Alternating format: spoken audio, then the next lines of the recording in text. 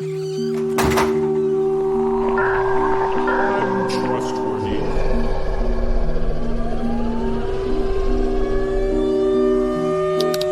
Solve the World. A fictional adventure told in 100 episodes.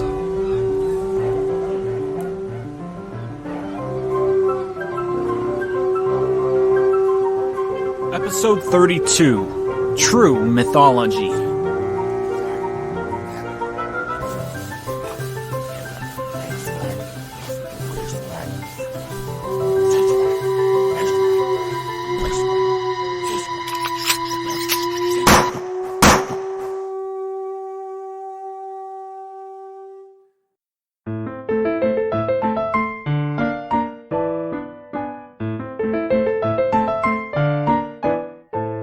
J.P. Kourage, a doctor of social studies from the University of Denver, sent this editorial to every major newspaper published in English.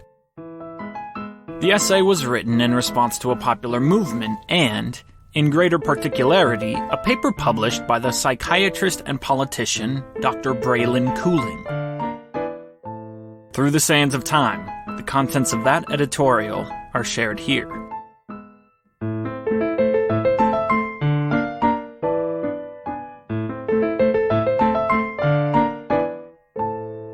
Insofar as Dr. Cooling has used eloquence and sophistic language to woo sheep to his peculiar fountain of faith, I write to you today to combat his rhetoric with the strongest words I know how to leverage. I intend to confront Dr. Cooling's conclusions by rebutting, in order, the three arguments he so craftily dictated.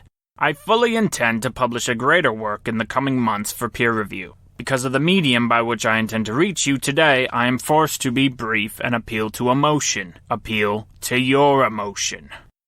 As I understand them, a summary of Dr. Cooling's 3 points may be read as follows.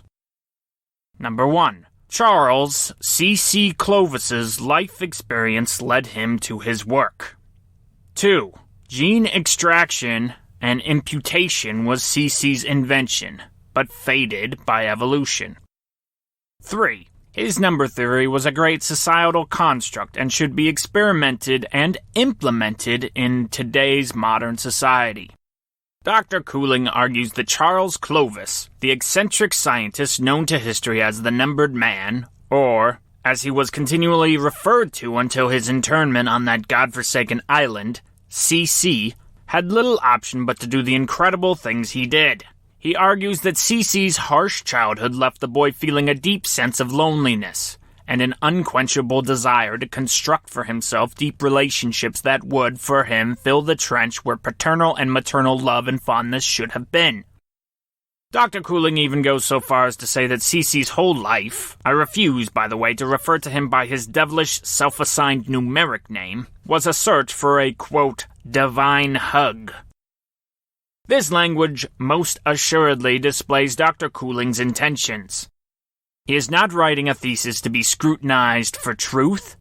Rather, in the like manner of the so-called Pythagoreans, he is meddling into spiritual terminology in a hope that his transcendent dialogue would seduce the reader. Sadly, this seduction has indeed taken root, which of course is why I have taken cause to write to you today. Here are the facts that we know. Charles Clovis, C.C., was the only son of Mormon missionaries Henry and Tilda Clovis. Charles was born in a Salt Lake City hospital in Utah, but being that the Clovis family moved to the inner desert jungles of Peru when C.C. was just 10 months old, it is unlikely that C.C. has any memory of living with his parents in the United States. Yes, journal evidence from Henry Clovis undoubtedly paints a portrait of a father who was consumed with his work and not with his wife or son. This, it must be said, may or may not explain why Tilda would never again get pregnant. We have no medical records. It may well be that Tilda or Henry had medical complications that would make bearing a second child particularly difficult or unfeasible. We just don't know. The dastardly rumors that Tilda was a virgin when she conceived C.C. has no validity whatsoever. I will remind the reader that from over 400 hours of audio tapes we have of C.C. recording himself, a self-diagnosed egomaniac, He never once stated or even implied that he came from unsoiled loins. Never once. Surely that would have been a point of boasting for such a man as he, but it is not, and therefore we may correctly assume the logical, that Charles Clovis was born by traditional means. Dr. Cooling likens CC to an orphan. As someone myself who became an orphan at age 4, early enough to say with confidence that I never knew my parents, I find this comparison detestable. The so-called divine hug that CC was searching for was not a mystery that CC was solving for the sake of humanity. Whatever void he felt, whatever sorrow he carried, there was nothing in it that had, or has, universal relevance. Dr. Cooling has ascribed messianic motives to CC. But he cannot point to any historical incident in CC's history that would attest to this. What Dr. Cooling does quickly leap to is the fable that CC read from the Croatoan. The cult of our generation is to mold all the events of the early 21st century into one narrative. We know that Lilith Babbitt believes she found the book called the Croatoan, and that she commissioned the exploration that ran amok onto CC's island. That, however, is the end of our knowledge. The book, if it was ever a real manuscript, is lost to history, and we know of no intersection between that book, its contents, and Charles Clovis getting his dirty hands on its pages. I myself am in the remarkable position of being one of only a handful of people alive on this earth who has interviewed the now passed Alexandra Keitel. Here posted are the direct questions I asked of her in my interview, all those years ago, as well as her responses. Question: to your knowledge, did the numbered man ever read the Croatoan? Answer: the first I heard of that book was from Lilith, after we reunited with them in Peru. Question: there's a theory circulating that the numbered man based his genetic techniques off of secret knowledge found in Part 1 of the Croatoan, while your employer, Lilith Babbitt, used information found in Part 2. Can you confirm or deny those rumors? Answer: I never read the book, not even a single page. Lilith wasn't exactly sharing its contents with the rest of us. If you want an answer, Jenn would be the only person I know of who could provide an answer for you at this time. Question: do you know where Miss Dash is? Answer: no. Question: do you believe she is alive? Answer: I don't know. There is scant evidence that CC's life experience destined him to do the outrageous things he did. There is absolutely no evidence, none, that CC's life prepared him and destined him to be the agent of history that he has become. Dr. Cooling's second point is remarkably stupid. In the space of one breath, he invites you to believe contradictory claims.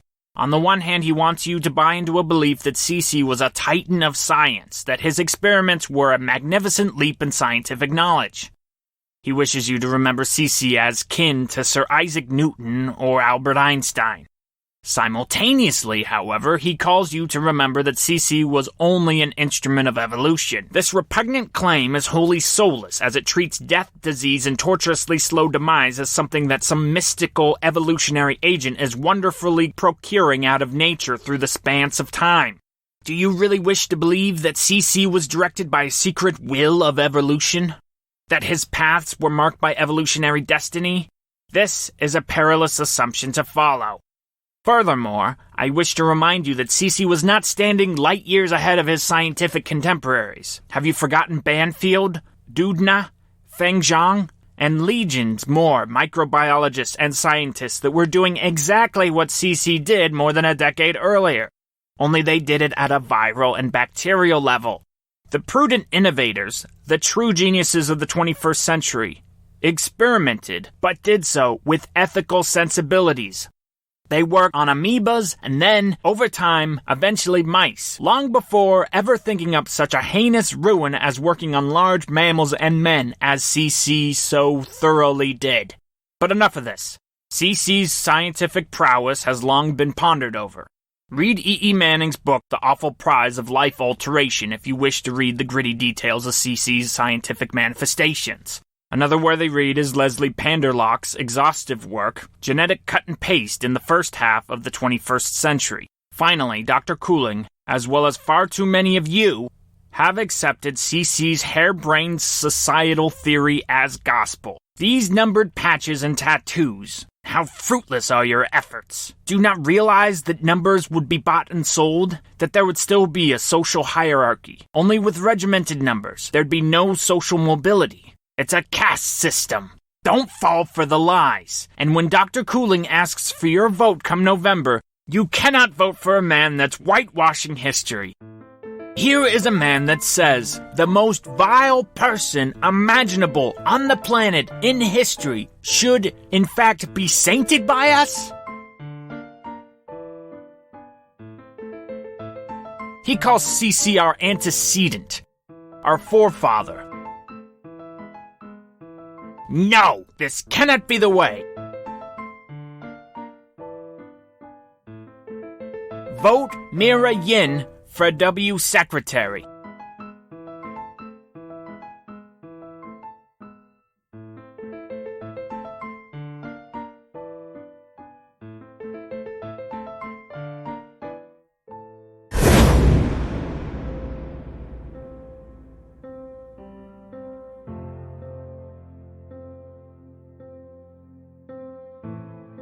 I'll do it. I'll marry him, said Jennifer Dash to Miles Fa and Alexandra Keitel. No, Jen, I will. You've been through enough. Plus, I'd get the chance to examine all the cryptids I could ever hope to encounter. This place was made for me, Lex argued. Lex was selling herself too hard. Jen saw right through that veil. The numbered man made Lex's skin crawl. There was no way Lex had had such a change of heart after only hours ago refusing to wear the bikini the numbered man had delivered to her. No, the classroom of beasts had not changed Lex. There was no way she'd gone this far. Jen, on the other hand, was actually, literally, okay with the arrangement. Jen thought through it like this. Options 2 and 3 were unacceptable. Jen didn't want to be experimented on. She didn't want to turn into one of those chortling beasts as Lex had described them. Dying a martyr's death would be a better end. But even that, the numbered man promised it would be slow, the obvious implication being torture. Jen had already experienced the excruciating agony of a severed hand. The thought of going through any brand of physical pain like that again was just about unbearable. No. Come hell or high water, that was not okay. Jen heard those moans from the deep. She had no desire to become intimate with the cause of such guttural utterings. So then, the only thing left was option 1. Once upon a time, Jen might have hoped for Miles to save them with some sort of mental gymnastic, some type of option 4, but no longer. Not after weeks of living in the hole. Jen Dash saw the end of Fa's wisdom, and that end was a machete. A sharp point was the best he could do. By default, then, marriage was the only choice to make. Sure, letting someone else marry the king of the island would make things easy, but Jen knew the cost was too high. Lex was untarnished. Lex was whole. Lex was still herself.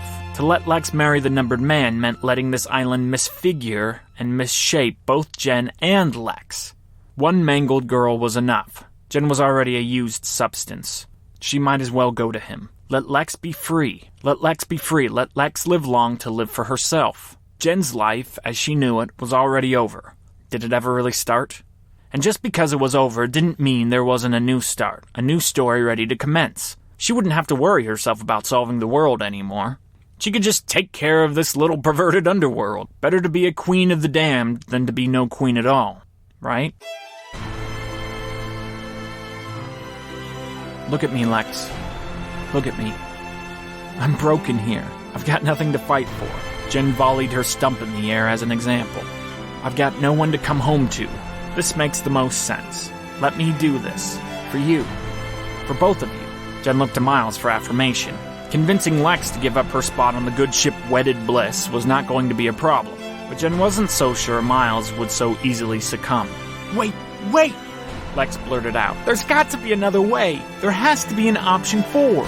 There is no other way, Miles said calmly. Yes, there is. Lex's voice was tipping on the verge of crazy. We can fight. We can take the illuminated stones, sharpen them, use them as weapons. Whoever comes through our hole will stab him. It's easy. Eventually, he'll have to let us go.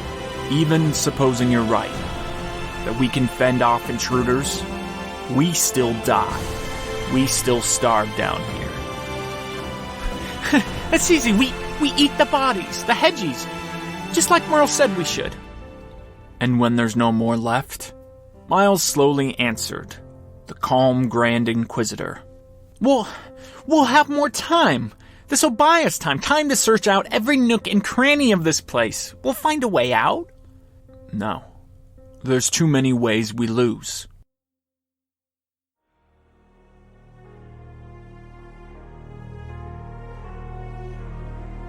How? How do we lose?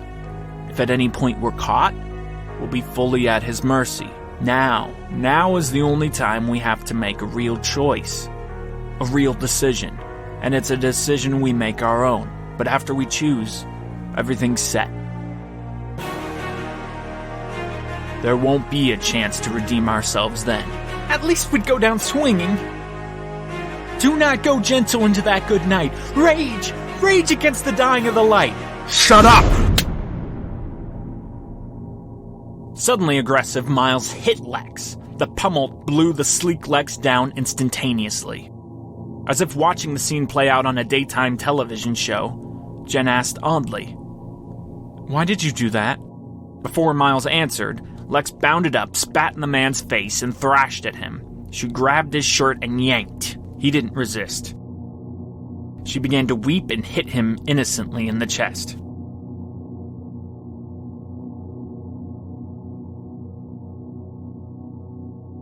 Finally then, Lex stopped. "Are you done?"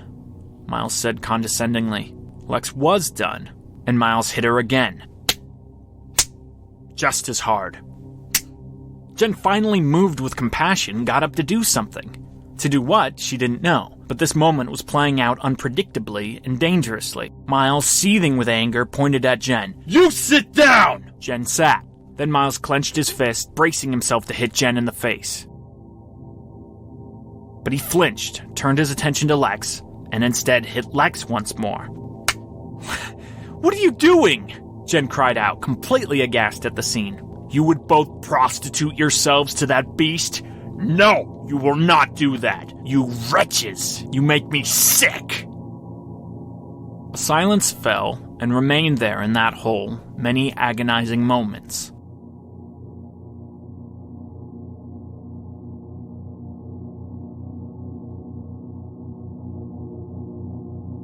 Jenn sat there, reflecting, and crying silently. Miles. What had become of you? Why was it that Jenn saw only evil all her days? Where was goodness? Where was kindness? Why? Why was the world full up with suffering? Even faced with an impossibly harsh decision, the world dipped itself yet deeper in the bath of pain and cruelty. Why? Why was everything, every little aspect of life so dark? And where was the sun? Where was mercy? Miles, what has become of you? Where's grace? Jenn knew where these things were. She had left them, back in the Pelican State. The further house. That was the one ray of sunshine Jenn had known. Why had Jenn ever left? There is a fourth option. It comes to me now as I stare at you pigs. Miles breathed slowly. There was something in his delivery. Something staged. You kill yourselves. What? Lex mumbled, still holding her bruised face in her hands, her swollen eyes peering up at her betrayer between fingers. Go, silently walk to the spa. Drown yourselves like a good boy and girl. Why had Miles just said that? We're not doing that, Lex said defiantly. Miles sneered at Lex, then got up and momentarily left the chamber. He returned with an illuminated rock in his hands. He held it up violently. What did you say? He gonna hit me with that? Lex said, her point firm, but her words coming out more cowardly than she wished. This is your decision. You do it, or I do. Jenn asked, and what about you? I will go and be his. He'll carve me up and make me some monster, but I'll be his. You already are, Lex stammered. Why can't we just go with you? Jenn said. Why can't we all choose option 2? Because you already showed your cards. You told me your heart. We'd get there and you'd throw yourself at his feet. You'd marry the freak. He loves you too much to let that happen. A pause. Walk silently. Don't say a word. Miles remembers the way, said Mr. Faw. Go, drown yourselves in the spa.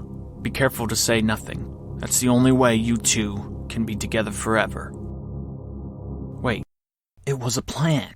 Why else would Miles tell them to go quietly? It was a plan. He was going to work something out. They'd go, Jenn and Lex, and before they died under that water, Miles was going to solve the equation, to figure something out, to set them free. That was the only logical explanation for this insane behavior. Come on, let's go, Jenn said and outstretched her hand to grab Lex's. Amazingly, Lex took hers, and the two women left the chamber. Jenn wanted to lead, to be strong and decisive, but she really had no idea in what direction the spa was. But Lex knew, and wordlessly, led Jenn by the hand towards their supposed doom. As Jenn walked to her own personal gallows, she couldn't help but think of dark things. She wanted to dwell on Atticus and Little Scout, and even the kind train conductor, Mr. Further, but she couldn't. First, her mind drifted to Antonio d'Anconia. The illuminated rocks lighting the way to her death reminded her of the veiled new attraction at Magical Kingdom that Antonio had snuck her into. She remembered the peace of drifting into space, followed by the shock and fear of being harassed and molested. D'Anconia was a devil in a knight's shining armor, just as these beautiful stones now paved the way to final darkness. Then Jenn thought of Thomas Flusher O'Malley and Tiff. Flusher left this world not unlike Jenn was about to. He was caught between two rival gangs, rival ideas, rival men, and whatever choice he wound up making was going to end in his death. He simply wasn't smart enough to survive. Tiff, however, thought she was smart enough, thought she was cunning, but Jenn ended her. Jenn the murderer. Smarts don't get you anywhere if you're not strong enough. Might makes right. That's what kept Jenn alive. To survive in this world, you have to be the smartest and the strongest. And now, Jenn realized, she was neither. And that's why she walked silently to the underground spa. But maybe, just maybe, Miles Faw was the strongest, and maybe he was the smartest. They arrived at the precipice. Jenn went first. Fully clothed, she marched down the ladder with little hesitation. The water was warm, really warm. It hurt, and suddenly her stump burned brighter and fiercer than the rest of her body, and Jenn was reminded of her so recent loss. She waded over and pulled a string, releasing ice down upon the water. She then made her way to another string, and another, and another. Meanwhile, Lex stepped down the ladder. She was moving slower than Jenn, more deliberately. Then there were no more strings to pull, and Lex was fully immersed. Jenn couldn't bear it. She smiled at her friend and said aloud, "Ready?" Lex waded over to Jenn, smiled, but put a finger to Jen's mouth. They weren't to speak. Suddenly, fear set in. Was this really it? Did Miles and Lex really expect her to drown herself? Right here? Right now? No way! Jenn suddenly thrashed and like a drowning elephant flopped towards the ladder. She had to escape. She had to be free. She had to get out of here. Then, underwater, Lex had grabbed her, pushed her under. Jenn clawed up at Lex's face. Lex was killing her. Lex was killing her. No. Lex pulled her up, held her up with her arms around Jenn. And then, just then, the speakers rattled.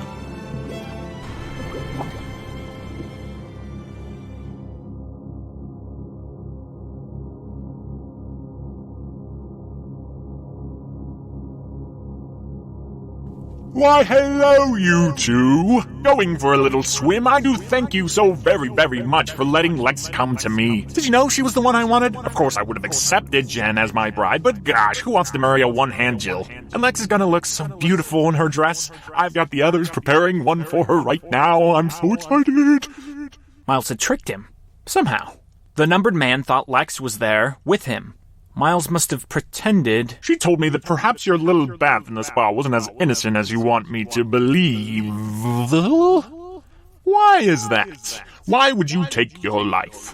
Lex tells me you don't trust me. You think I'm going to experiment on you anyway. That I won't let you leave. Well, take care. Look up. Those ones you call hedgies will lead you to a boat. That boat sits on a little riverbed. Untie the boat, and it'll spit you out at the base of the island. That's it. You are free. Sorry for being so brief and not seeing you out, but I have a date with my new number. A wedding to get to. Please pray for us to have a long happy marriage. Jenn and Lex got out of the spa. They followed the hedgies. They walked for quite a while until they came upon a little river carved there in the underground, and strapped to the side of the river, a small motorboat. A hedgie hopped aboard, roared up the engine,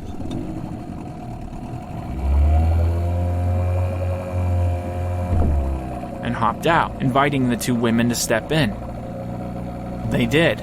Lex and Jenn got into the boat. Sitting there, Jenn looked over at Lex and noticed that her face was so badly bruised that you really couldn't tell that it was Lex. The hedgie untied the rope then, and the two floated down the river. Jenn, nearly delirious with the turn of events, couldn't believe this was real. That escape from the awful mountain in the middle of the sea was upon them. And there, in the distance, a speck of light, growing. Not a stone, no, the sun. The sun was there, just ahead. But the speakers, they rattled and came on once more, somewhere from above them. Oh, one last thing. Number 500 is my biggest creature, my biggest creation. She's a monster that swims around and around and around and around and around and protects this island.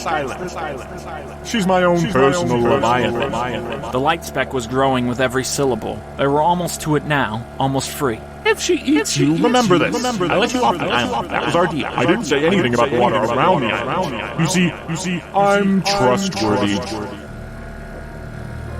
The small boat passed the last speaker, and sunshine poured down on Jenn and Lex's face.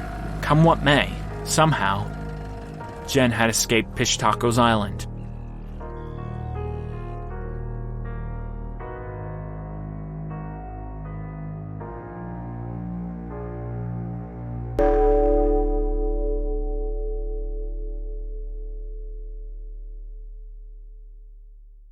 Solve the World is produced by myself, Dante Stack. Full credit is given to all sound effects and music used in this episode on our show notes page at dantestack.com. As I do often, I want to wholeheartedly thank those people who have put up their sound effects and music on Creative Commons websites. Thank you for allowing me to use your work. Yo! Okay, everybody. We've created a special preface called What is Solve the World, and it's really meant to be an introduction to people who have no idea what this story is. And we've made it with the hope, with the aspiration, that you, someone who's now listened to episode 32, thus is a committed Solve the Worlder, will share that introduction, will share that preface to other people to try to get them involved. I know sometimes it's hard to explain Solve the World, or it's hard to get the gist from the first episode alone. So we're hoping this preface, this personal introduction, will explain to people kind of what the concept is and help engage them with the story.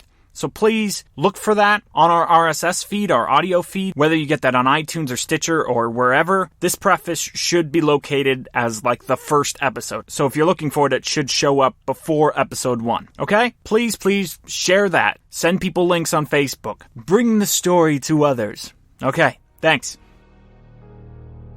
Hello, I'm David from South Carolina.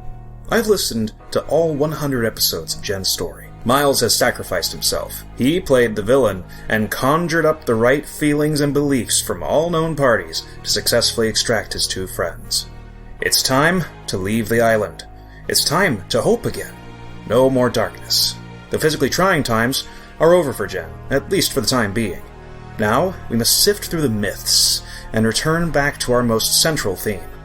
Jenn must wrestle with her experience and decide, in light of what she knows about this world, in light of just how very dark it can be, who she wants to be, who she chooses to be. That and more next time on Solve the World.